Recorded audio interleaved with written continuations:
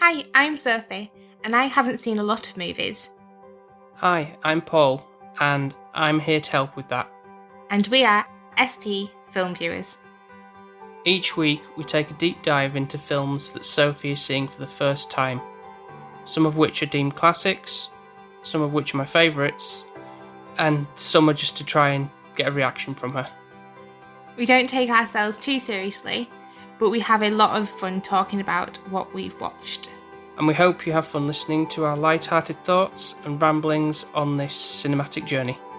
So tune in every Thursday on Apple Podcast, Spotify, and wherever you get your podcasts from.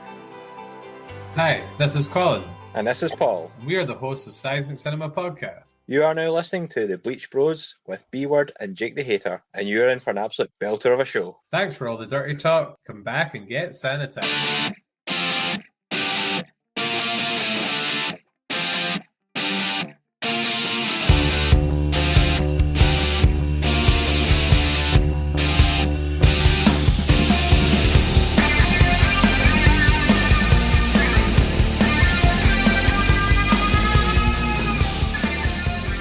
Welcome into the Bleach Brothers podcast. This is B-Word, and as usual, I am here with my good buddy Jake.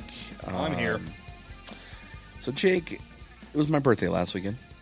I know. And I called you the day after my birthday Yeah. to tell you that I did something that I've never done before. Mm-hmm. And it'll probably be something that I'll never do again. I am so happy you did this. It makes me so happy you did this because now you've been in the club with me of something we've both done, not together. I don't think we ever want to do this together, but I'm proud of you. I'll just say it that way. So for my birthday this year, I wanted to get some people together, just something kind of calm, kind of mild. There's a 21 plus arcade that serves food and alcohol and the whole works.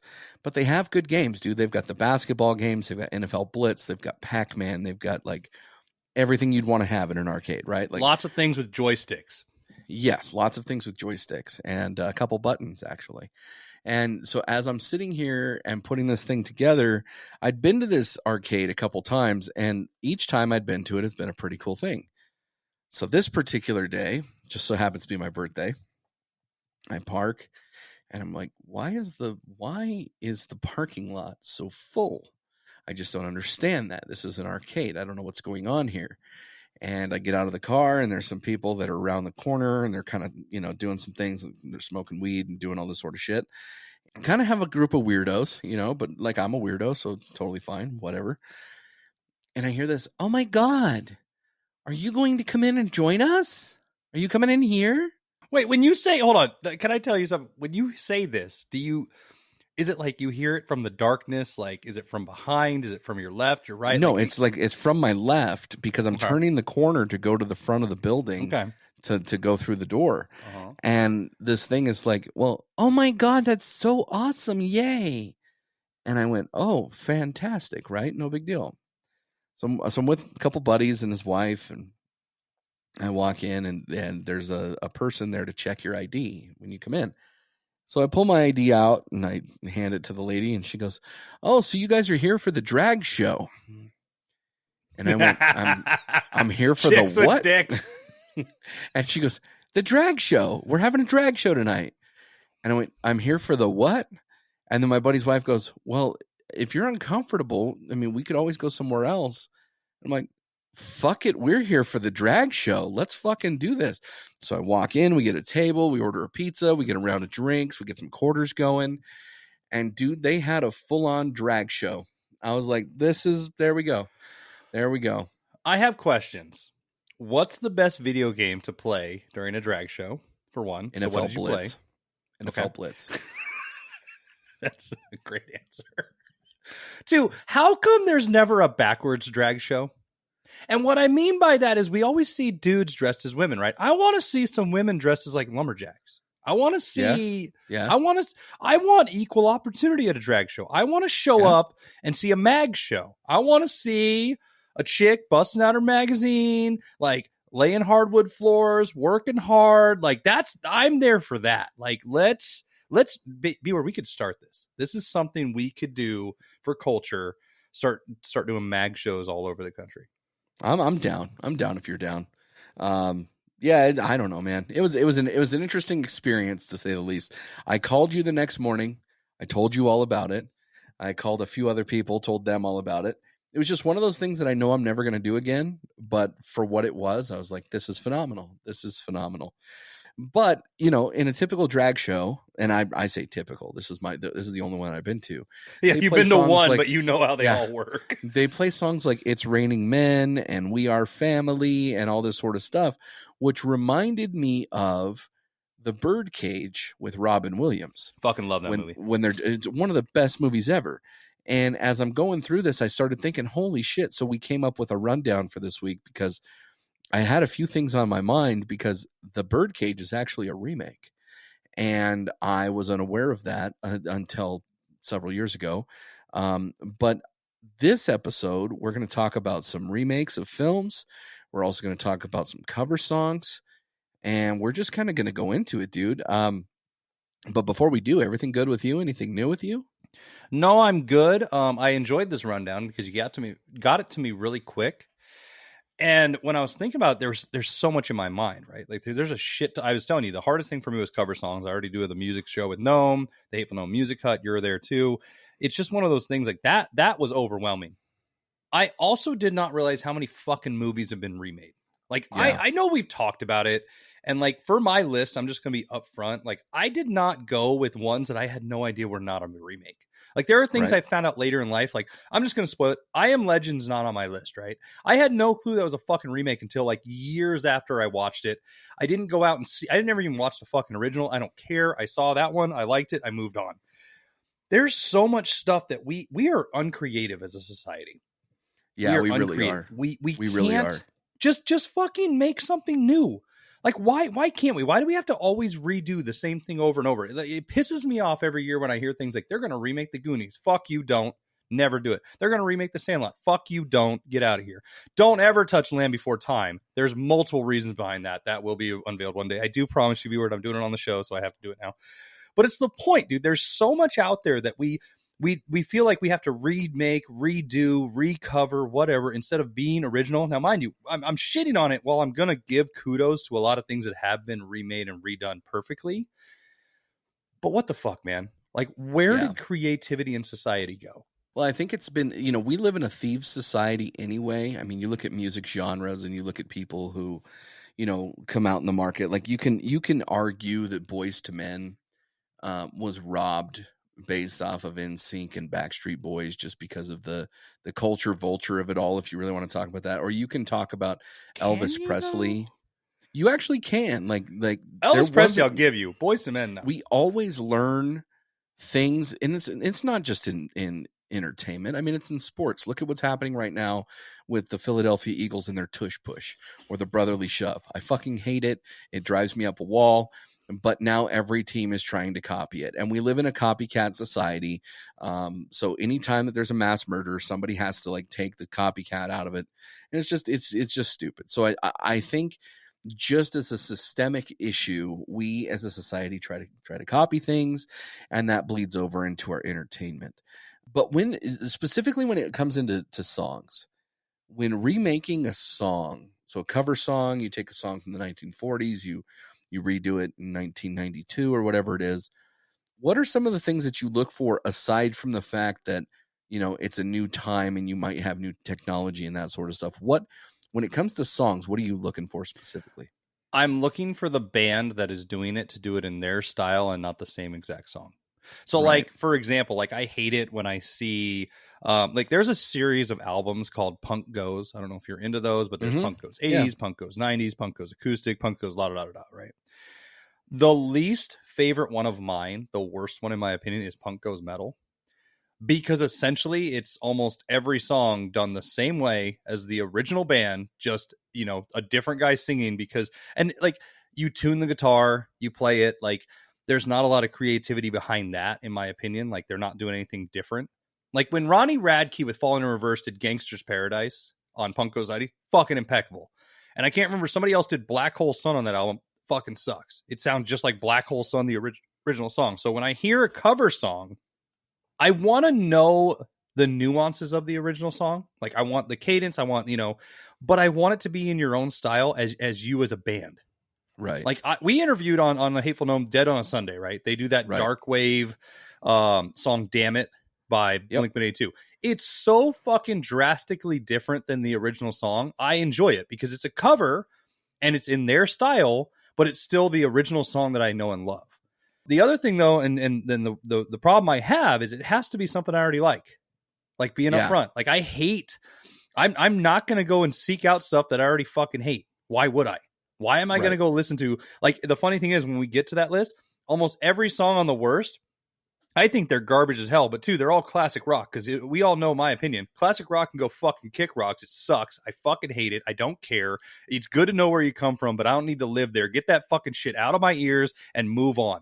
I was born in the 80s. I grew up in the 90s and the 2000s. Give me the shit I grew up with. I don't need to listen to what the fuck my parents were or anybody else before me. I can give a fuck. So every bad cover is all that shit. That garbage hole of a fucking genre with hippies in a fucking field trying to fuck each other. So I don't know, whatever the drugs they were doing and being bullshit and singing about happy peace and blah, blah, blah, butterflies. Suck my dick. I don't care. Well said, I suppose. For me, thanks for asking. I think couple ways. So when it comes into cover songs, like, yes, I do want it to be different, but I have heard some cover songs that are really, really done well, even though they're in the same genre, if you will. I'll tell you, like, some of the things that I follow on social media, there's actually a guy who I follow on Instagram whose name is Nathan Aurora, and he has Pop Punk Goes Reggae album out right now. And what I love about this dude is that he'll take Slipknot songs or System of a Down songs or things like that, and he'll do them as reggae. And I'm like, that scratches an itch that I didn't even realize that I wanted to scratch. You know what I mean? And so when you're talking about cover songs and the ability to do them well, I think that's really good. However, I appreciate when an artist from a different genre goes and covers a song and they cover it well. So for instance, Hardy is a country singer, and he does this thing called Hicksville. And Hicksville Volume 3 is about ready to come out. And their most recent 2 songs that are out, I think they just came out like a couple days ago, are 2 Joe Diffie songs. And Post Malone, Hardy, and Morgan Wallen came out and did these 2 Joe Diffie songs. And let me tell you, Post Malone doing country is not something that I would have thought that I would have liked 5-10 years ago. Post Malone doing country is actually pretty fucking good. And when you start talking about that, you also look at people like Jelly Roll. Jelly Roll came out as a hip hop rapper, and he's bleeding into the country scene. And I've heard him do some cover songs that I'm like, wow, this is really good. But Post Malone also does other covers. He's done Nirvana. He's done Metallica. He's done a number of different things. And again, this is a man who came out as a hip hop artist originally. So I have to factor that in as well, that when somebody does cross over a genre and gives an attempt to cover the song and they do it in a fair way, I appreciate that. Oh, I agree with you on that. I'm not saying I don't want cross genres. I just don't want to listen to old ass bullshit that I already hate in the first place. Like, I like it when a rap artist does something. Let me ask, what genre of music do you think does the best type of covers? I think it would probably be, well, that's a good question. I think you can do country and R&B. Like, I think that those two work very well, specifically based on some of that. But I think it's hard. It's hard to transition rap into something else. It is. See, I was going to say, I think the way rap does it is you just take like a sample, right, and you rhyme over it and do it. Like Eminem's been a perfection of it. Like Stan is a perfect example, right, where he took an original song, did it, and Jay-Z has done that. All of them have done that. But it's funny because the way you put it is country lends itself to cover a certain genre. They've always done great with R&B. What's that song from Armageddon that Aerosmith did? Oh, I don't want to close my eyes. Right. I don't want to close my whatever. Yeah. I can't remember which country artist did that. They did that as well, and it was fucking great. Punk does very well covering pop. Like, it's probably the best genre for them to do. Metal does metal well, but it has to be so disconnected. Wet Ass Pussy, for instance. Like, there's a metal cover of Wet Ass Pussy, and I think that the metal cover is so far greater than Cardi B's version, but I don't like Cardi B, so that's entirely subjective, right? So, but I like metal. So there is that. But when you're starting to talk about certain cover songs, and we'll get into our favorites, you can look at some R&B that has gone the way of punk or, rock, in the sense with like Alien Ant Farms, Smooth Criminal. Okay, Smooth Criminal, that's what it is. So I mean, you do have the ability to do that, but oftentimes you also run the risk of it being so bad that people just hate it. You know what I mean? Yeah. Let me ask you this then, because we're going to talk about this as well.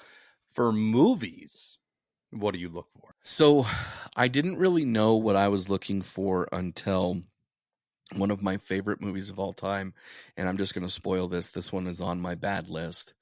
Got remade, and I was super excited for it to get remade because I thought, oh, okay, there's so many things that they can do. And then they went and recreated Point Break, and I was like, this is fucking terrible. I love this moment.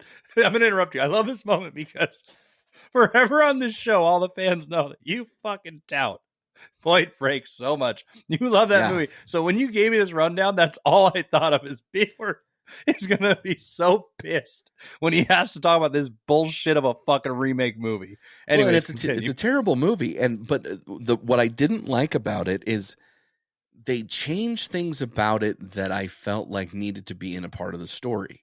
Now, I'm biased when it comes into Point Break. So maybe there's people out there that like the new Point Break, or maybe that was the first one that they saw and that just scratched the itch for them. But for me, I don't want a remake to entirely change something that I feel like should be a part of the movie. Like, as an example, they just completely get rid of a character, or they change the storyline so much, but they keep the title of it, if that makes sense. Like, here's an example. This movie's not out, but when my daughter was younger, one of her favorite movies was Mean Girls with Lindsay Lohan. So I would watch the movie with her, and I think it's a decent movie. I think it's a good chick flick. They're coming out with a new movie called Mean Girls that has some of the same cast in it. It doesn't have the main cast, but it has the same teachers and everything. And the new cast has the exact same names as the girls in Mean Girls. And they're turning it into a musical. And that's just not that's terrible to me. Like, that, why are you doing that? You know what I mean? Like, you do that shit on Broadway. Why are you doing that in Get film? the fuck out of here. Yeah, don't do this to me. Yes. Yeah. And I sent it to my daughter. I sent the trailer to her, and she's like, this is horrible. And I'm like, yeah, I know. Yeah, I know. Thank you for asking. Because what I look for is I when I see a remake of a movie, I don't want to know it's a remake. So what I mean by that is I go and watch a movie, I really enjoy it, and then I find out later that it's a remake. I don't go seek them out. The only time I do, the only genre I give it to is, and it's two. It's horror or creature features. Yeah. I am open game for you to do another Godzilla movie. I'm open game for you to do another Jason whatever, right? Like, do those remakes. They're not as what's the word for it? B word. Like, they're not original? As sacred. They're not as sacred to me. Okay. I don't care if you're going to redo that. Like, give me something, because I know it's almost like a cover song, right? You're going to do enough with the basic premise that I like, and do it in a little bit different of a story, and I'm going to love or hate it, right? But like for example, you go take like the Goonies, as I mentioned earlier, right, and try to do that, I'm going to tell you to fuck off, because it doesn't need to be redone. And I'm not saying Godzilla doesn't need to be redone, but there's a lot of creatures you can do, a lot of other story you can do. But like, nobody's going out and making A New Hope over again. Like, it's already good enough. So shut the fuck up, sit down, and let it happen. Technically, they did. They did that with episode, what is it, 10, 11, and 12 or whatever. They did, but they butchered it. And anyway, yeah, that's all. Green seal tit milk, yeah, all that bullshit. Sitting on an island by yourself, fuck you. No, it's just. But what I mean is, I watch it, and then I find out later, like, oh, that was a remake. Cool. I don't go and watch a movie that has been redone typically when I know the basic premise. So the other point I mean on that is, when I watch one, I'm typically watching something that has been remade from the 50s or 60s or even earlier. Right. And they're doing it in our style, our age, all that. So I'll go check that out. If they're taking a movie from the 90s and trying to redo it, I'm pretty much already giving it the middle finger before it happens. Yeah, and I've I get that. already shut my brain down to not be open to it. So why am I going to enjoy it? Like we've talked about this before. I have two problems when I go to the movies. B-word. I either overhype the movie so much that it doesn't keep my expectations, or I already give it the middle finger that I don't even want to fucking go. Like the Marvels is a perfect example. I don't want to go. I don't want to go. It looks shitty. I've seen the review. You sent me actually a really nice review, the way you wrote it down. You sort of enjoyed it. But in my mind, I'm thinking it's going to suck. I'm not going to enjoy it. So I'll sit on my couch and not enjoy it at home rather than going out. Yeah. In all fairness, it was a good, fun movie. There's so many questions that you leave with it, but for what it was, I liked it. But we're not here to talk about the Marvels. So let's start with cover songs, dude. Like you, I want this rundown to go from bad to good, because I think that you're a bad person, and I think that at the end of the day, you become a good person. So that being the case, let's talk about our 5 worst cover songs. So let's start with your number 5. What do you have? William Shatner, Lucy in the Sky with Diamonds. Such a fucking... I like William Shatner, but holy shit, it's fucking bad, dude. It's like... Because here's the problem. It actually came out as a song. It wasn't like he was fucking around. Like, he tried. He really tried. And it's so fucking bad. And I hate that song. I hate that song. I hate the fucking Beatles. I just don't like anything about it. Who's a better singer, William Shatner or David Hasselhoff? I would rather watch them have a drunken burger eating contest, but if I had to say it, William Shatner's a better singer. And I'm gonna just shirtless and greasy Jack in the Box dripping down their nipples on the bathroom floor. That's no, but I'll say this: the only redeeming factor for William Shatner is in that shitty movie. What is it? Miss Congeniality. Oh yeah, where he's singing like the Miss America thing. So that's the only reason he's the winner. It's just because of that movie where he's like, "Here she is, there she goes." Like that's it. Other than that, though, he's fucking horrible, dude.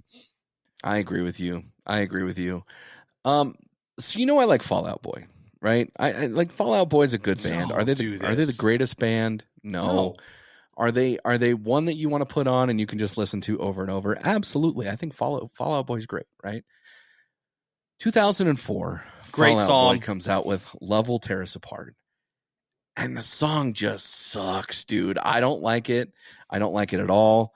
It did everything that you technically wanted them to do. Like they took it, they made it their own. It didn't scratch my itch, dude. It was not something that I liked. Maybe it's because I heard the original before, and like that's kind of what I was expecting at the time that it came out. But yeah, on my list of top 5 for worst, Fall Out Boy is on there. That does not deserve to be there. I'm not saying it's a great song, but I like it. And so fuck you. But I mean, there's so many worse songs, B-word, than that. They're just doing. It's my number 5. So there's I know, 4, but there's that means there's like a billion more in the universe that are better than that. Yeah. You plucked that out of the universe and said this goes on my list, not like William Shatner or other bullshit. Well, this is again why our perspectives are different, because you look for, like, you want to know, like, if it wasn't a remake, or if it wasn't an original song, want to know what I would hate? I would hate fucking the dude who played Spock when he sings about Bilbo Baggins. Like, that is not a good song. When he goes, furry little toes, everybody knows it's Bilbo Baggins. Like, no, stop it, like Spock. That song too. Fucking put your ears away. I like God that damn song. it. This is the difference between you and I. Leonard Nimoy did a great job. Leonard Nimoy is dead, and maybe that's a good thing. Maybe it's not. That's your perspective. But that being the case, what is your next bad cover song? I don't know if this counts because everybody does it every year at major sporting events, but I'm just going to put it on the list. Roseanne Barr, the national anthem. Get the fuck out of my country. That was some horse shit. Did you see who's the guy with the clock? Flava Flav? Did you see his? Yeah, I saw that too. That was bad too. But here's the difference. Like, okay. And I'm not saying I'm putting Roseanne Barr on a high level of expectations here. But my point is, B-word, when you have Flava Flav go up there, you know what you're getting, right? Right. When you had Roseanne Barr go up there and she was like, a true-blooded American, all that, she was a comedian, I didn't expect the horse shit to come out of her mouth that did. So it's I mean, is it considered a cover song when you have so many people singing it all the time, or what would you call that? I don't know. That just seems like national anthem gone bad. I'm not sure that I would say it's a cover, but I mean, if it's mass produced and it's mass consumed, then it's probably a cover song. So I'll give it to you. Number 4. And she was terrible, and she scratched her cooch while she was singing. It was just gross. So yeah, I mean, Lucy in the Sky with Diamonds is pretty bad, but I'll tell you what's a little worse. Three Little Birds, made popular by Bob Marley and the Wailers. Okay. Covered by Maroon 5. That sound, I've never heard that. It was terrible, dude. It was terrible. They took this song that's instantly recognizable and they tried to kind of make it their own, but they didn't make it their own. And it sounded like just a very bad remake of a song. And it was very disappointing. I think that Maroon 5 has some pretty good melodies that they come out with at times. They just need not to cover songs. Yeah, I agree with that. Let's just go with that. So that's my next one. What's yours? My next one is Madonna, American Pie. I'm going to get into this for a minute. Almost made my list. Here's the thing. I think pop stars especially rock star, whatever we're going to call them, right? They hit a certain level at some point where they have to cover a song, I feel. Yep. I feel like they get to a level where it's like, okay, now's the time. I got to come out with something, whether it's like I'm at the peak of my career where I got to cover something, or it's tailing off a bit. So I got to find something that's been a hit, redo it my own way, and see if it goes, right? I hate this original song. The only version I like is Weird Al's, where it's, he's talking about Jedis and all that shit. Yeah. I'm a big fan of that, but I hate American Pie. But I love the movie, but I mean, Madonna did a terrible job. It's abysmal. It's nowhere. I'll say this. I hate the song, but I'll sing along to it. That's how classic it is. Does that make sense? Like if it's in the car and somebody's playing it, I can get to, I'm not like, oh my God, you have to turn this off. If Madonna's came on, I'm going to tell you that. But if the original's on, I can listen to it. And so it pisses me off that she did it because she did it in such a foul way. Worst band I've ever seen live. I've never seen and or heard that this band can perform live. And I found out when listening to this song that they couldn't even perform a cover song in a recording studio. So that being the case, Panic at the Disco almost made my number one with their cover of Bohemian Rhapsody. Panic at the Disco, I love their original shit, like especially their older stuff. I think Panic at the Disco, when they first came out, was pretty innovative. Nobody should try to redo Bohemian Rhapsody. Like, if we're just being clear about that, I think that nobody can just take Queen's aura in the manner that they did it and just recreate it. And Panic at the Disco failed. So this is one of the worst covers of all time, in my opinion. So that's my number 3. It almost made my list. The only reason it didn't is the album it's on. I like the rest of the album, the Suicide Squad album. But I mean, it's one of those tracks. If it's on in the background, I'm like, whatever. Panic at the Disco was terrible live when they first came out, so I'll give you that. The next one for me is the band All Saints, Under the Bridge. Bad cover, bad band already. Like it's already like that's that band that did it because they were failing, in my opinion. It's like, how do we hang on? And it's sort of sad because it's nothing like the original. And I said I want it to be their own, but it's so bad that it's like, just please leave the original alone. The original did already a good enough job. I don't need you fucking this up. So terrible. It's high on my list just because I went back and listened to a lot of these songs, and it was one I instantly turned off. Yeah. So it probably for most people would be a lot lower. But for me, I couldn't even get through the song. Like, I at least sat through William Shatner's bullshit of Lucy in the Sky with the Diamonds. I sat through Roseanne's fucking, singing in that show and her scratching her cooch. I sat through fucking Madonna and American Pie. I couldn't sit through All Saints, Under a Bridge. So, yeah, that's fair. That's fair. Well, somebody else who I don't think should be covering songs at all. I like to watch her on stage. I think that she's pretty phenomenal on stage. Her hips don't lie. Those hips don't lie. It was almost Shakira, on my list. And it's Back in Black by AC/DC originally. Dude, that song, I don't know why somebody would cover Back in Black, but I have heard rock songs covered by other rock artists. As an example, it's not going to make my list, but Hailstorm does some pretty good cover songs that I've heard. Shakira does not need to dip her toe into the cover songs at all. I don't care what genre. That's not her bag. She just needs to create her own stuff, whether it be in English or Spanish, and shake her hips on stage, and I will be happy. Trying to cover Back in Black, not my cup of tea, dude. So that made my number 2. There's certain original artists, AC/DC is a perfect example of it. Like, how do you cover it? Like, how do you replicate that? You know what I mean? That fucking weird, raspy Alvin and the Chipmunk getting fucked by a fucking gopher like sound. Like, it's not, especially Shakira, it's not going to happen. So I agree with you. It almost made my list. If we did honorable mentions, it was there. Number 1 is a band I've hated forever.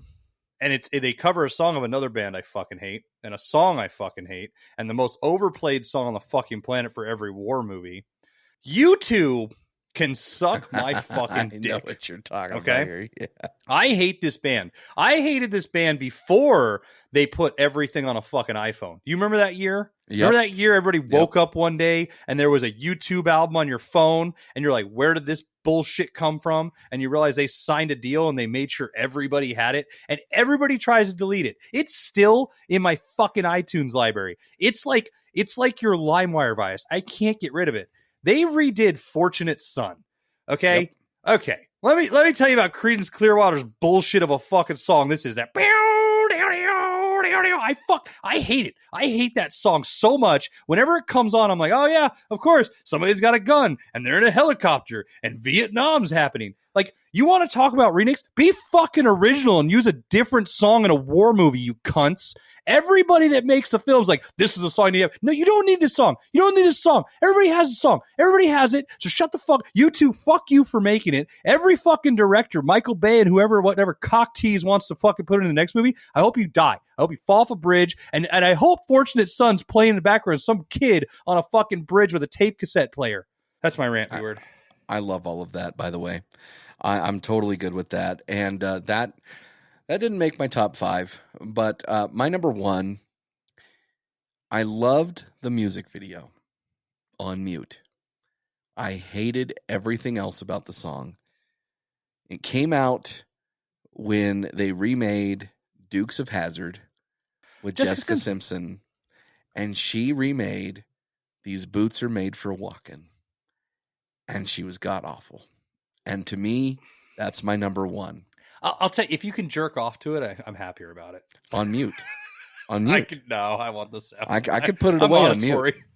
I need some kind of noise in the background. I can't just hear. Yeah, because on the TV you'll have Jessica Simpson, but in the background you go down there.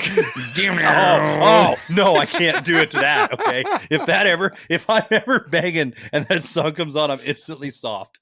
All right, dude. So I think you and I will probably have a lot of fun with this next part of our rundown. Let's go with the top 5 cover songs. So you started the last one. Let me start this one if you're okay with it. Yep. I'm going to go with Bad Wolves, Zombie. You know that I'm a Bad Wolves fan. That's a great pick. And when they remade Zombie from the Cranberries, I heard that and I went, holy fucking shit. The Cranberries are unique in their sound.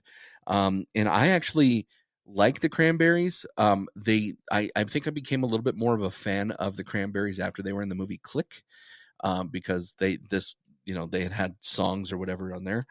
But yeah, Bad Wolves Zombie, that was a killer track in my opinion, and that's my number 5. I dig that. It's not on my list, and now I'm mad about it. But mine is Say Anything, I Got Your Money, originally by Old Dirty Bastard. Yeah. Say Anything is like that. They're like the Old Dirty Bastards of the punk scene of that time frame. If it's the perfect band to do the perfect cover of the perfect time, if that makes sense. Right. Like a band that can actually pull that cover off is them. The way they sing, the way their style is, the cadence, everything makes sense for the song. It's hilarious to hear him do it because it's like he's poking fun, but at the same time, you're like, that's how Say Anything sounds. And it's fucking, right. He's a talk singer. He's one of those, like he's almost as bad as, what's that country singer right now that talks about breaking up in a small town. And I call him the Channing Tatum of fucking country music. Sam Hunt is a talk singer as well. So that was the whole point I was trying to make, is where Say Anything, the way the guy sings is essentially he's talking through the whole song, and you get through it. And that's what ODB, I mean, rapping can be considered that, but it's just the perfect addition of a cover for it. So that's my number 5. Speaking of kind of talking singers, one of the best covers that I've ever come across that I would have never expected the singer to do was Hurt by 9 Inch Nails by Johnny Cash. I dig that. Johnny Cash's version of Hurt, and the music video, dude. The music video is so fucking deep on that because it's his last song. I think it was actually filmed not that long before he died. But the way that he did the cover of the 9 Inch Nails song was brutal. Like, and brutal in the best way, because you sit here and you listen to the song and you have Johnny Cash's weak voice doing this, and I just thought that is one of the best cover songs that I've ever come across. So I got to put Johnny on there with 9 Inch Nails' Hurt. I like that. My next one is a lounge singer from Vegas. We actually talked about him on one of our first episodes that came out. We were reviewing a zombie movie. Yeah. Richard Cheese and Lounge Against the Machine. I've always been a big fan of him. Toxicity is a great fucking album, but to take a song, and the song I picked by him is Nookie Break Stuff. So you take a Limp Bizkit song and you turn it into, like, you know, swing lounge music, and you do a great job. Like, kudos to him. It's one of those where it's almost like you feel like it's parody music, and it is in its sort of way, but he's also just singing the way he does. But he does a great job of the cover because it's fun, it's edgy, it still's got enough of like the vulgarity that you expect with the Limp Bizkit song, but in his own style. So I enjoy that. My next song is a cover of the song by the Kinks. It was remade by Van Halen. It's called You Really Got Me. So when you go, girl, you really got me now. You got me so I don't know what I'm doing. Van Halen's cover of that, so much better than the Kinks. I'm a big Van Halen fan. I love that 80s rock anyway. So that helps me probably like that a little bit more than maybe you. But I love that song. I absolutely love that song. Super good. Makes my list. I like that. See, mine's also, my next one's going to a 80s throwback. I love 80s music. And there's a band, I know you've never heard of them, and it's a band called Kids in the Way. And they redid Heads Over Heels. Head Over Heels, right? And I can't remember who originally sings that song, but you know that famous 80s song, you know, whatever. Right. It's from Donnie Darko, great fucking film. But the way they did it is it's probably, out of all the songs on my list, sounds the closest to the original, but it's still got enough of the teenage raspy emo angst to be different enough that I enjoy it. It's not as 80s poppy. A little bit heavier guitars. So, but it's one of those, it's such a catchy song, and they did such a great job that I'm like, yeah, I can listen to this all day. It's actually the song that got me into that band. I bought that album just based on that one cover, and I rarely do that. And the rest of the album just was like, okay, this is actually a good band. I don't think they ever went anywhere with it. It was one of those like one and done sort of things, but great fucking cover. I like it. My next song is by a band called UB40. They were a United Kingdom-based band, but they sang the song Red, Red Wine. And I just really liked the song. I had no clue it was a cover when I first heard it. But fun fact, though, not only did the original by Neil Diamond take off, but UB40 actually outperformed the original, which I think is also a telltale sign when you have a good cover that it does far superior than the original. So UB40 Red Red Wine is my number 2. Mine might be a little controversial for people out there, but the song Wicked Game has been covered. Oh, please tell me you're going to go with Jack Black I'm not. Okay. Fuck. I'm not. And a lot of people would expect me to go Stone Sour, which did a decent job. But him did it the best. And I will say the way he covered it on Razorblade Romance and whatever album he put it on is fucking impeccable. It's his style. I like it. And I like the Stone Sour version. And I like the Tenacious D version, okay? I like it. But I just like the way him did it. It's close enough to Chris Isaak, but different enough that I enjoy both. Because, like, the problem is, too, I want to sing along to it, right? And if you listen to the Stone Sour one, the way Corey Taylor sings, it's not easy for somebody in their car to sing, or wherever you're at, to sing along with it as well as him or Jack Black in them, right? Right. But great fucking cover. I like that. By the way, shout out to Jimmy's mom from the Apple Boys podcast, because recently she did a cover of Wicked Game and she shared it in their Discord. And not only is Jimmy's mom hot, but she's got a good voice. So just a quick shout out on that. I was thinking of boobies. I mean, I was too. I'm not going to lie. Just get up front. So my number one, I'll probably get some shit for this, and that's okay. But I remember the song Turn the Page, which was originally done by Bob Seger. My dad is a huge Bob Seger fan, and my mom is too. And I grew up listening to Bob Seger, and I thought Bob Seger was really cool. And I liked the Garage Inc. Metallica cover of Turn the Page. I know that some people don't like Metallica's cover songs. They might prefer Whiskey in a Jar if they do, by Thin Lizzy. But I think that Turn the Page is definitely one of the best cover songs. So I have to put it on there. I will tell you, I didn't know if I was going to add Limp Bizkit Faith to either one of these lists, whether it be the good or the bad, just because I don't think it's a great song. I do. But I will always listen to it, if that makes sense. So like that's one that I was like, I don't know if it's going to make my list. It didn't make my list. Went with Turn the Page, but that completes my my covers there. You know what's funny about Limp Bizkit Faith? It could go on either list. It could go on best or worst, right?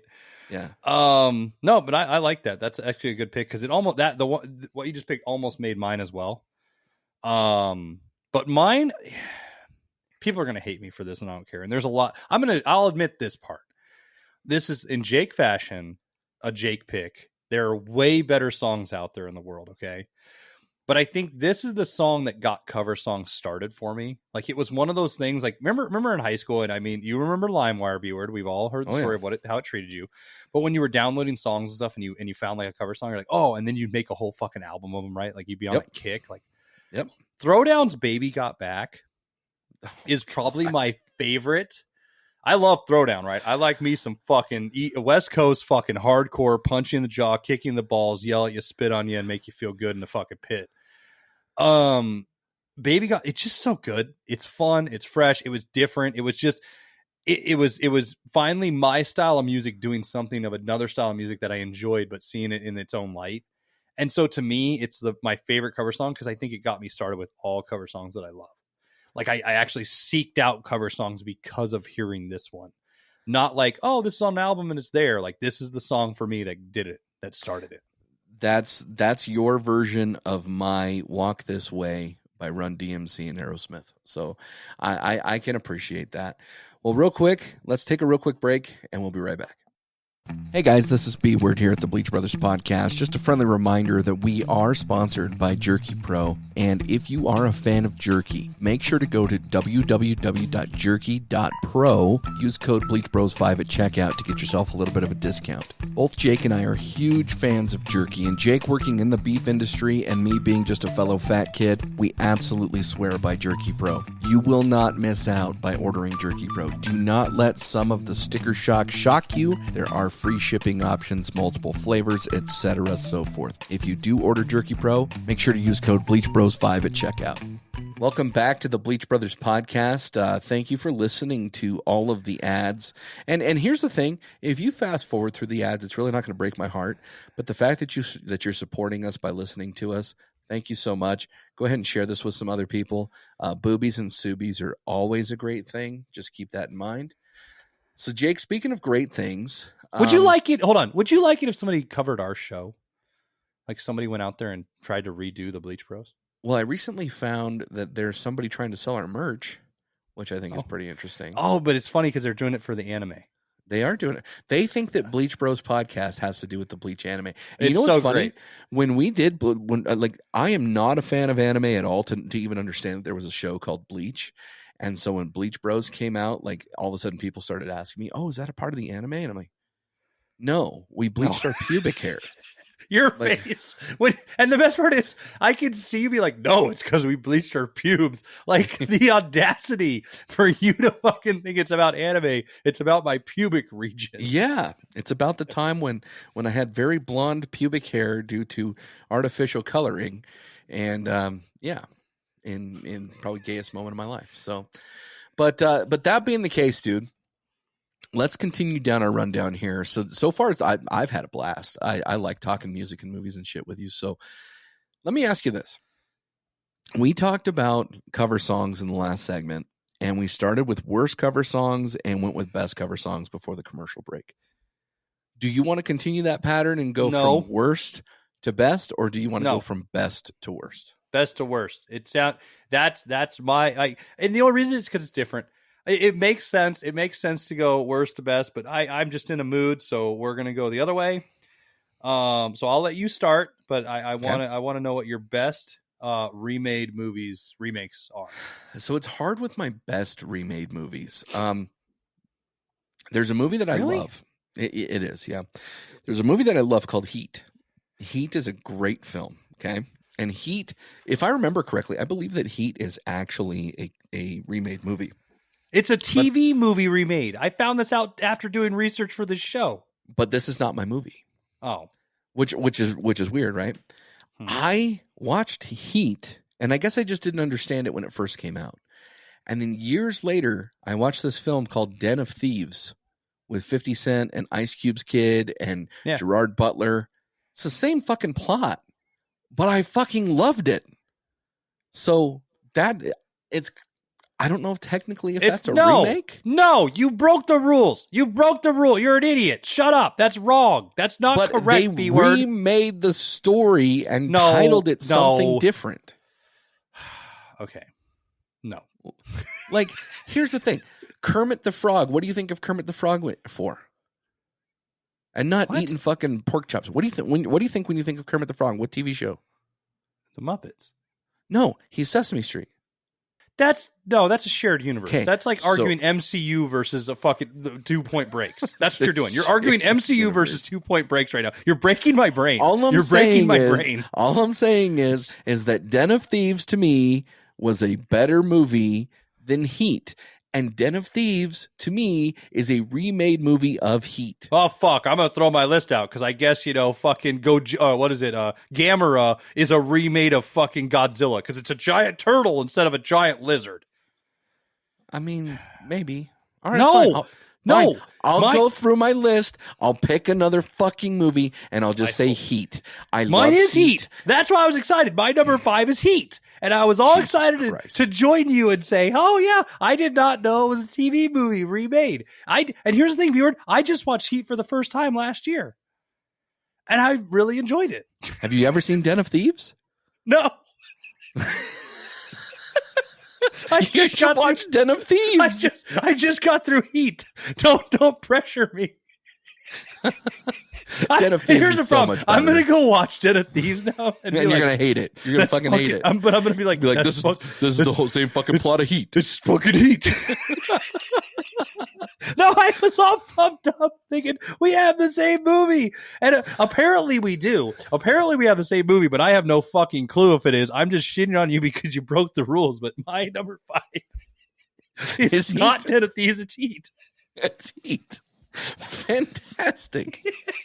I love it. All right, so we're on par with each other here. So my number 4, thanks for asking.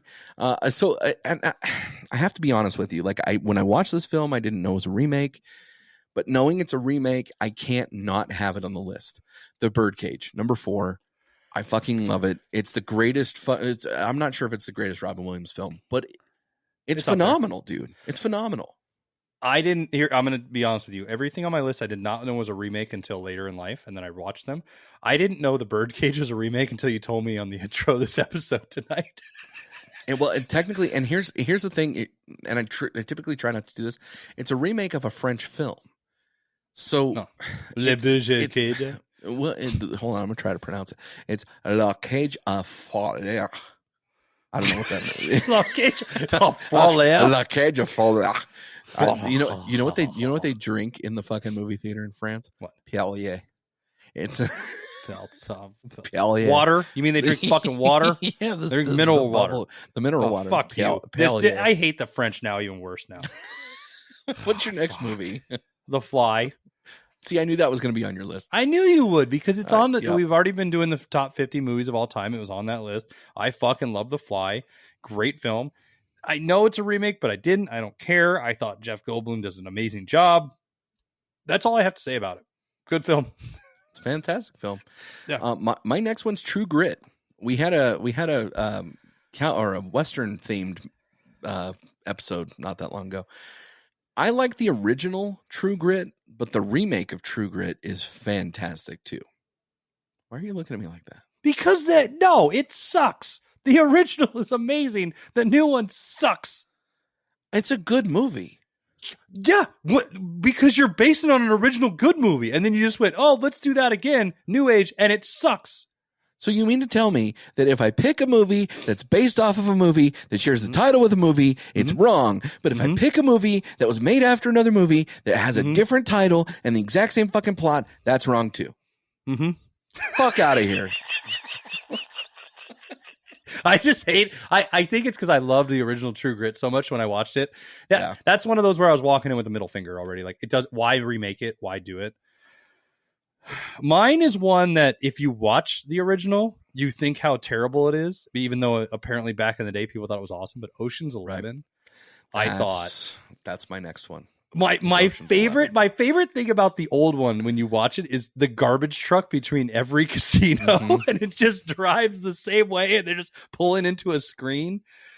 But Ocean's 11 was a feat of where it broke the mold for me of having that many stars in a movie and pulling it off. Yeah. Because most of the time when you have a star-studded cast that big, I feel like the plot gets lost and people are just watching it for the stars rather than the actual fucking movie. You had and Ocean's 11 original one. In the original one, you had the Rat Pack. The Rat Pack, and they were big stars as it was back then.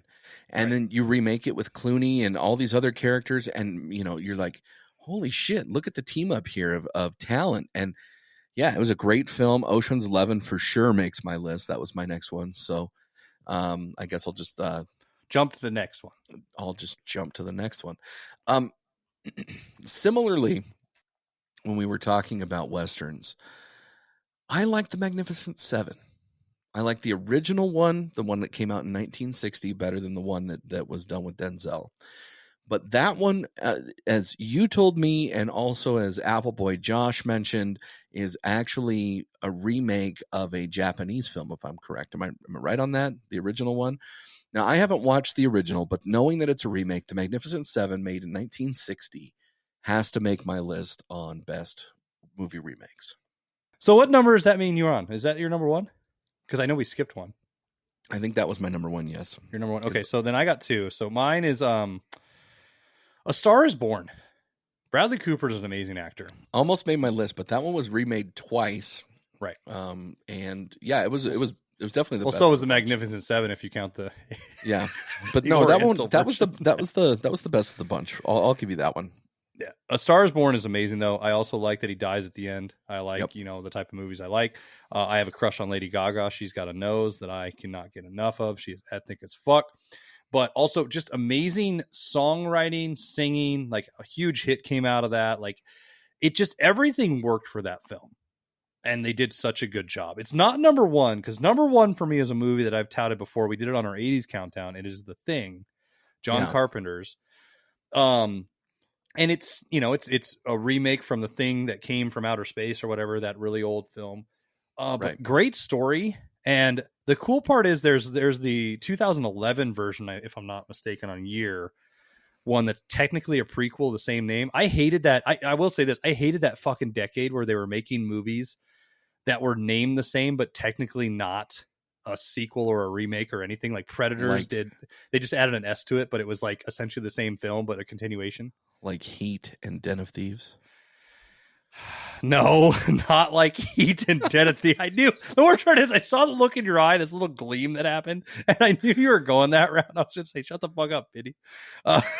But The Thing is just, it's an achievement too, also just on how you don't need CGI for shit. Like how well the practical effects is impeccable to me, but it's just great acting. And it's a slow burn build up, like creature thriller. And so those things all get me very happy about it. I want to start with worst, and my number 5 is Rollerball. Oh, And dude, that's my number 5. Swear to God. Here's the thing. I only watched it because Slipknot's in the movie. Oh. I literally watched it because I heard that they were in the film, and I was like, okay.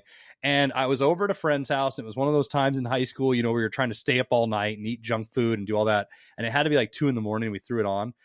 And we literally started just fast forwarding the movie to get to the Slipknot part. And so I don't even remember the rest of the movie. I just know that it was horrible. The Slipknot scene is about 3 seconds, and then I fell asleep. The original with James Caan was really good. I think it came out in like 75. But yeah, that made my number. That was my number 5. Yeah, Rollerball was terrible. Absolutely terrible. I'll agree with you there.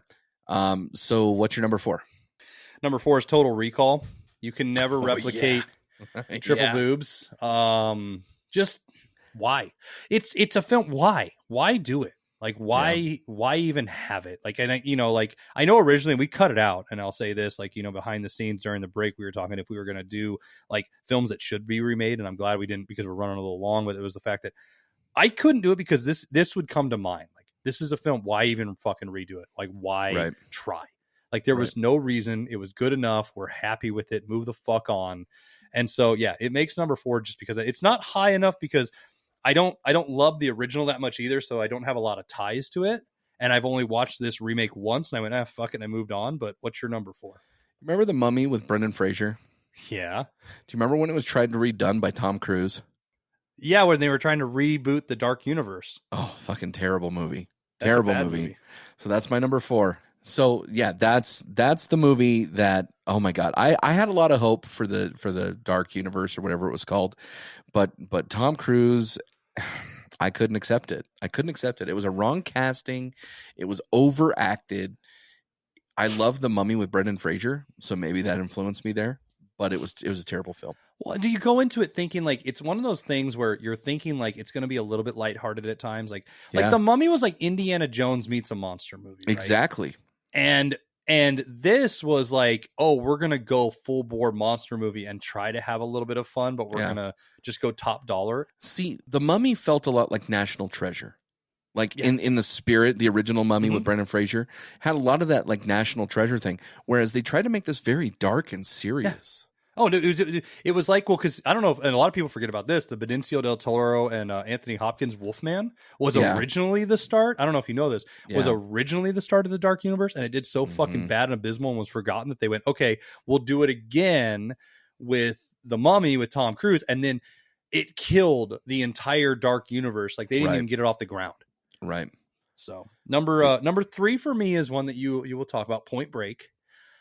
It's not as high on my list because I don't have the same affinity for the original as you do. Also, I didn't watch the original until years ago after we started this podcast. Also, I never watched the remake until we had to do this episode. So essentially a few days ago. Did you watch it? Yeah, I finally did. And terrible, it made me mad because I watched it going, this sucks. But also I'll say this. If I never saw the original, and so I still think the movie's fucking garbage. Okay. Yeah. But I don't think I would think it is as bad. Right. I don't think I would think, oh, this is such a terrible garbage flick. I would just think, okay, this just isn't a good movie. Right. But I'm comparing it to a way better movie that was already done. That's already campy and like a little over the top and overacted. It's like people tout Roadhouse, right? Like our big fan fucking Ben love Roadhouse. Of the show. I do, but it's one of those things though. It's like you watch it now and you're like, that is like, when you see something. They're remaking Roadhouse, by the way. I think with Jake Gyllenhaal. But it's like you know those things that it's like those had to be there moments or during the time you had to watch it. Like if you try to watch it now, it doesn't age well. And I'm not saying it's not a good movie. I like it, but it's just not. If I would have watched it when I was 13, I think I would have had a different appreciation for it as watching it at 38. Probably. So yeah, no, I totally get you. You're probably a fan of this movie. I'm not. This one was bad. 1998. You remember Godzilla? I like that movie with Matthew Broderick and the worms. Dude, I hate everything about that film. That film is the reason probably why I'm not a big fan of creature features. Matthew Broderick was terrible in that film. Godzilla, I was super excited to go see it. I went to the theater shortly thereafter it came out, and it was terrible, dude. It was terrible. It's a bad film. I remember leaving the theater and throwing a fit. That was in the infancy of my internet like ranting days, where the hater was starting to be born. Because I remember at the end of the movie where they had all the eggs, and they were the little I called it Jurassic Park 4. Mhm. Like not maybe not 4, but whatever, because it just seemed like they took the Velociraptor idea and said, oh, let's just make baby Godzillas and do that. I commend them for trying to take like the big iguana and doing all that and doing something different. It's a bad movie. Okay. I'm not defending this Godzilla or anything, but it is one of those ones that's aged better over time. Just like we were talking the opposite, right? Yeah. If you go back and watch it now compared to a lot of creature features, it's actually not that terrible. Like it fits in its own realm and its own genre that you can. I just hated that it felt like they borrowed and tried to jump on the Jurassic Park train instead of doing a fucking Godzilla film. So mine's actually sort of in that vein, and it's Planet of the Apes. That's your number 2. Tim Burton did it. Tim Burton did Planet of the Apes, and Tim Burton should never come near it again, because holy shit was it bad. And it was one of those things. It was one of those movies they were really like, you remember back in the day, the budgets, and like they would partner with like Taco Bell and have all this shit. And I was super excited. And then I went to the theaters and watched it, and I was just like, it's a bad film where you finally got the animatronics, the makeup, and the CGI correct, but you fucked it up so bad. Yeah. Like they tried to overdo it, and it's such a exponential like fucking fantasy film that you fucked it. So that one pissed me off. Remember the original Hellboy and how fun it was? Yeah. Do you remember the remake that they made in 2019 and how fucking terrible it is? I actually fell asleep. So I've been watching Tubi lately. I don't know if you have that app. Yeah, I do. So I'll say this. The one thing I love about Tubi is when you fall asleep, because I fall asleep to movies, right? And the TV on. It'll just keep going all night, and it'll play movies of the like vein. And I woke up and Hellboy was on, but it was like in the middle of the movie where the witch is coming out from hell and stuff. And I was like, what horror movie's on? And then I clicked, I went, oh yeah, this is that shitty Hellboy. Yeah. They did a phenomenal casting with David Harbour. I actually liked David Harbour in the role.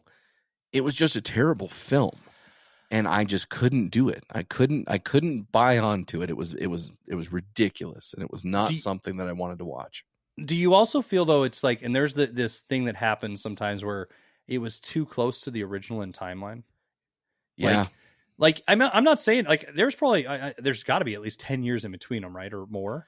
Yeah, but something like that. Yeah. But it feels like 5 years ago, and so I guess that's a thing that I look for in it is like make it so distant. Like if Hellboy originally was made in the 80s, yeah, perfect time.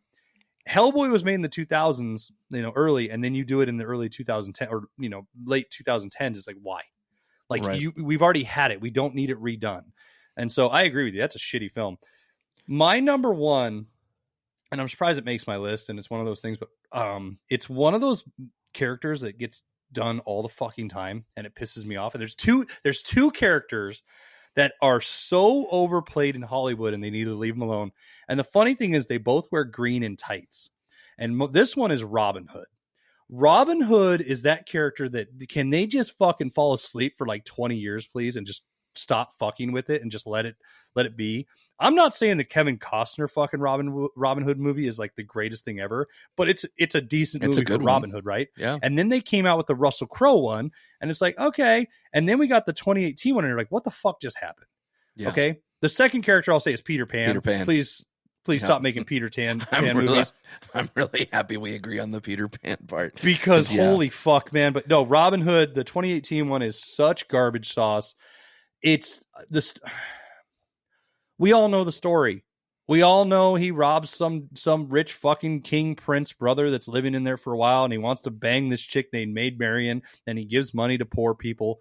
Good for fucking him. I don't care anymore. I don't care he's got his little bow and arrow. I don't care he'll fucking shoot your lights out. I don't care that he's got a big fat friend somewhere and they're hanging out named Little John. I could give a fuck. I'm with you. Before I do my number one, what's the best Robin Hood? Kevin Costner's. Oh no, Disney's with the fox. With the fox, absolutely. Yeah, I always sing that fucking or whistle that too. fucking chicken thing too. when I was in kitchens. So Like, people good. got annoyed at me. Yeah. Okay. Absolute worst remake. I've already done it. It's Point Break. Top of my list. If you waited this long in the episode to find that out when I revealed it in the first few minutes of the episode, I'm sorry. But it is the worst remake ever. Period. Exclamation point. There's nothing else to say after that. However, before we end, Jake, I'm putting you on the spot here. If you could remake one movie and only one movie, what movie would you remake and why? I would actually take a cartoon and make it live action, even though I shit on that all the time. And I've wanted to do it forever and a day. And it's Flight of Dragons. I think that could be done very well. If I were to remake a movie that's already been out there and redo it, it would be Dragon. It's Dragon again, but Dragon Heart with Sean Connery, which was a great fucking film. Yeah. But I think that could be a fun one. Comic characters and everything. I mean, I guess in my heart's desire, please do the Suicide Squad correctly, but it'll never fucking happen. Howard the Duck. You? Howard the Duck? I would love to see Howard the Duck. Do you want to see him how they've done him in the MCU, though? Or do you want it? I think right now there's ample time with what they're doing with the MCU to actually do the crossover with the original one. Because he's animatronic. He's a puppet. Like I think that you can still do that, even if it's all CGI. I think that would be really cool. But you also have Seth Green as the voice of Howard the Duck, and I think that is a great talent for that character. So there's that. I'd rather see it as a TV show. I could see that. That would be good. Well, this episode ran a little bit long, but for everybody listening, thank you so much for your support. And with that, Jake, what do you got for me? Thanks for all the dirty talk, and come back and get sanitized.